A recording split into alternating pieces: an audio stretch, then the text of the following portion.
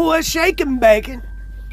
Welcome to another episode of Traveling Man with Dooner Livingstone. That's me.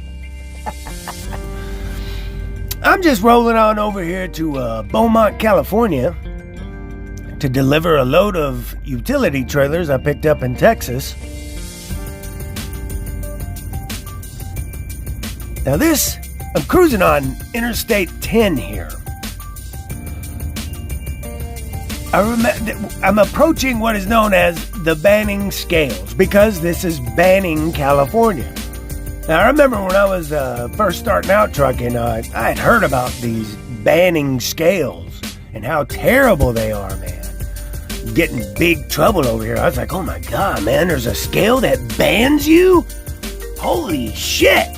Do they just ban you from California, or do they just ban you from trucking, period? Oh my God, I don't ever want to go through there. Well, the city is Banning. That's the name of the city, Banning. Anyway, back in the day, I used to take my pre-pass out of the windshield. We got this, for those of you who ain't truck drivers, there's a little transponder we'll put up in our windshield if we choose to purchase one. And it will allow you to go on past the scales if you've got a good rating and whatever, safety rating and whatever. Well, I used to take mine out of the window when I crossed this and put it under my lap so they wouldn't know. I mean, did you see all them trucks there? How are they gonna know? How are they gonna know? Just cruise on by. Well, here we are over in Beaumont getting these trailers off. And, man, this place was great. The place I picked up at was great. And the place I unloaded here was great. Anyway, we'll be right back.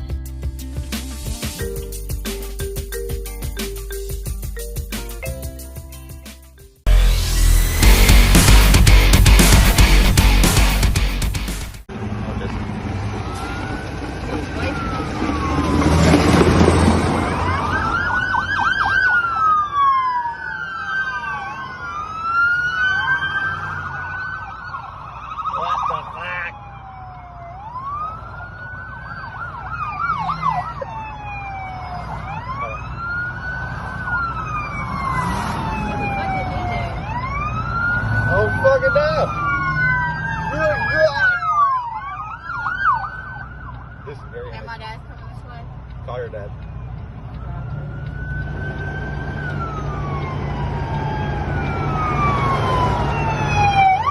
They shot him.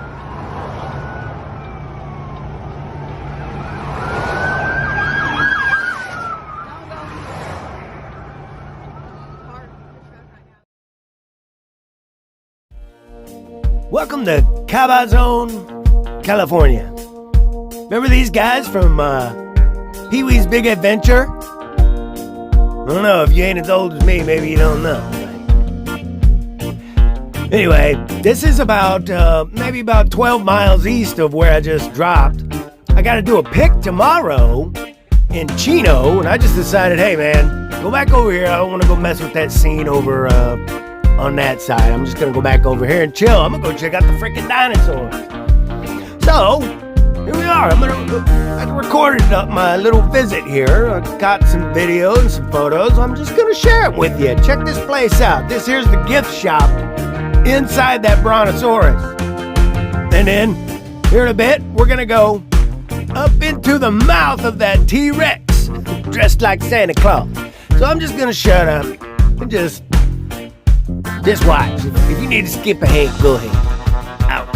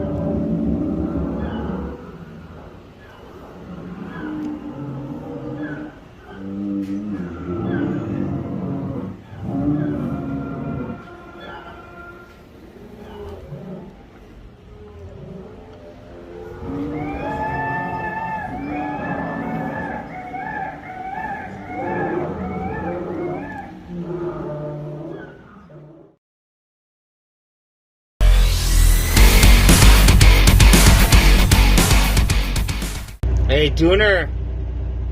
What's going on, man? Hey, I'm in class today, and just got done with my pre-trip, and everything's looking good so far. No problems. So I'm gonna do some backing for a little while, and then we're gonna head out on the big road here. So just wanted to check in, say thanks for throwing me on Viewer's Voice again. I appreciate it, man. And great episode too. And you know what? Who cares what anybody says about your truck? It's a beautiful color. It's a nice truck. And it keeps you happy, and it makes you money, so that's all that matters. But anyway, just wanted to check in and say hi, so stay safe out there. We'll talk to you soon. Have a good one, man. Later. Well, I'm loaded, ready to ride, so I can get unloaded this evening, but I gotta scale out first. Where's the scale? It's on the other side of that train track. Just my luck. All right, so here we are next morning over in Chino, California. Just standing by, waiting to get into this facility to load. We're waiting a while. That was pretty cool getting to go see those dinosaurs again. I've been there like maybe once before. I hung out there one time waiting for that scale to close. And just hung out there. Because this was several years back when I used to do bad things, or what our government considers bad, and likes to take money from us. Anyway, and got to see sit with those dinosaurs at that spot, but don't get to do that often. And look, I was shut down, you know. Thing is, in this lifestyle, this career field,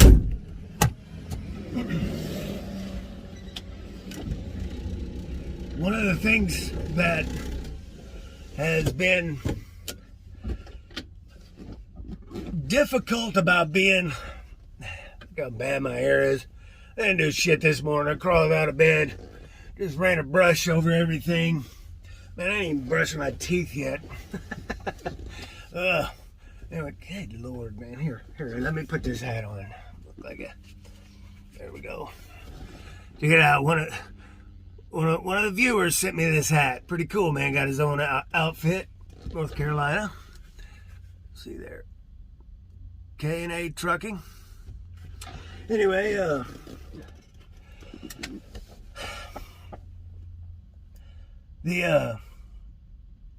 one of the most difficult things about this career field is being away from home.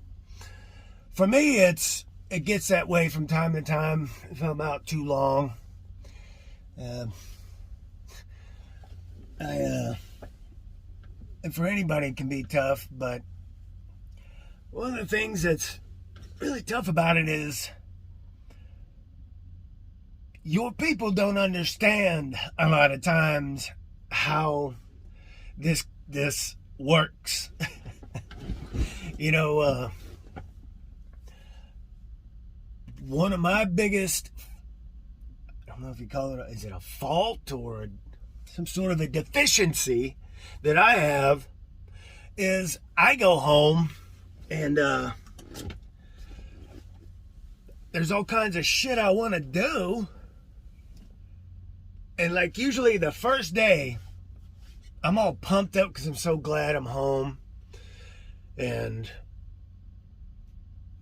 I'm full of energy, just getting off the truck. And sometimes, maybe within an hour or so of being home, I start crashing.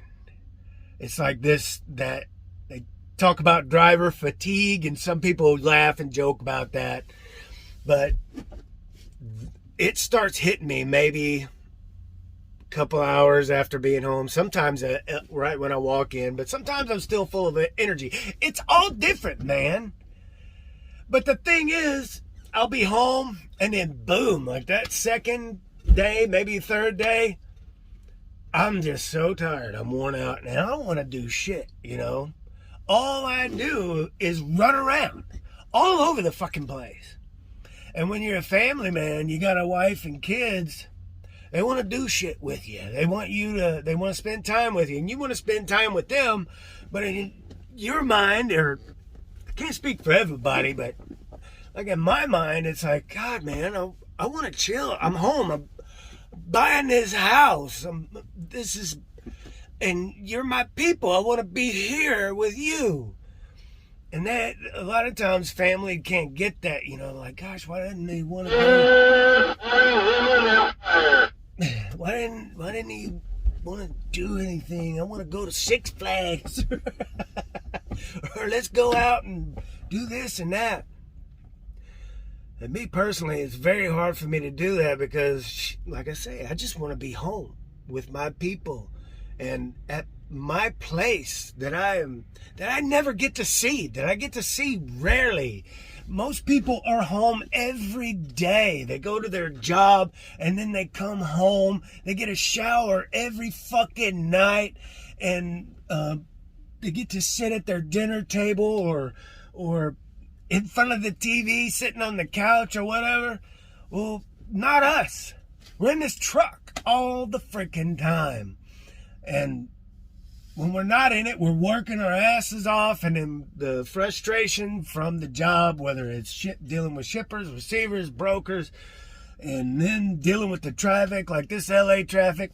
I don't know what it is about LA, but I never get all fucking, crazy and stressed out like I do everywhere else, like New York and whatever, when it's in heavy cities. But LA, I've always had an easy time. It's just something about LA. But anyway, I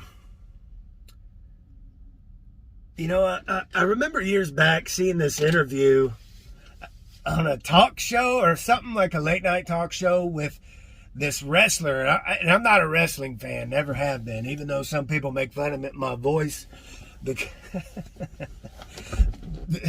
Say I sound like a professional wrestler or something. But I think the guy was Triple H, and he was saying stuff like that. You go home, you're out on the road all the time, and then you go home and you're expected to be this super husband or this super dad or whatever, and you try really hard. Man, I'm starting to get emotional just thinking about it, because it's tough. And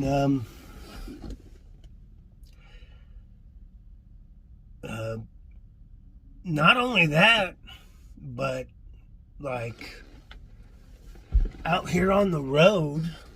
Hold on, I'm trying to get my composure together, and I don't want to stop and start over, because I want this to be real, just like anything else. But a lot of people don't understand, being out here on the road. They think we're on vacation. They think we can just stop and do whatever we want. Like yesterday, getting to go see those dinosaurs. Well, it's not that I was just able to go do whatever the fuck I want. I was empty. I have to go sit somewhere, and I don't have an appointment to pick up anything till today, the next day. And there were several options I could make leaving where I was, and one was to come on into the city and come like around Fontana and then maybe even Ontario and go to a truck stop and stay. Well, I didn't want to do that, so I went backwards. I backtracked a little bit to Cabazon, because I know that isn't going to be a crazy place. There's a Burger King there, even though I just eat out of the truck anymore. But there's a place to use the restroom, running water to wash my hands, whatever. And I got a place to park, and I'll be safe, and I can get to where I'm picking up today. Well, I mean, and with social media, people seeing photos and videos you post, they think you're out here on vacation, and you're not. You're working your ass off, and you have things to do. And I've had family members get really angry with me because I won't come see them. I mean, I had someone actually tell me that I'm not welcome at so-and-so's funeral when they pass because I didn't come see them because like these people in particular live in Seattle, and I had made a couple runs up there a couple times where I would start in Oregon, like down in Independence, Oregon, and then make a drop there and then come up and make like 2 drops below Seattle, and then have to get up into British Columbia and then go make 3 drops up in there and then hurry up and get back into the United States and just to get out and then sit and beat the clock that the government has put us on. I have rules and regulations I have to abide by. And you know how fucking hard it is. Where the fuck am I going to park a big truck and trailer in downtown fucking Seattle? You know, it's just, you can't do that. And you have time limits, constraints, restraints, and everything. You have a job to do. And it doesn't end until you are home, till you shut that fucker off and go hang up the keys and get in your fucking house, and then try to remove yourself from that. And that's one of the roughest things I've ever been told, and that was a couple years back, you know, and I cut ties with those people. And the one who said it, I have no problem cutting ties with them because but the person they were talking about is one of the most important people in my life. And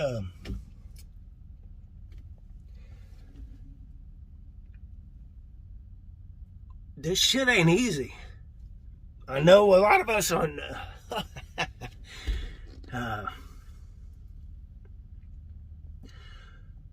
a lot of us here on social media, YouTube, make this look cool and fun.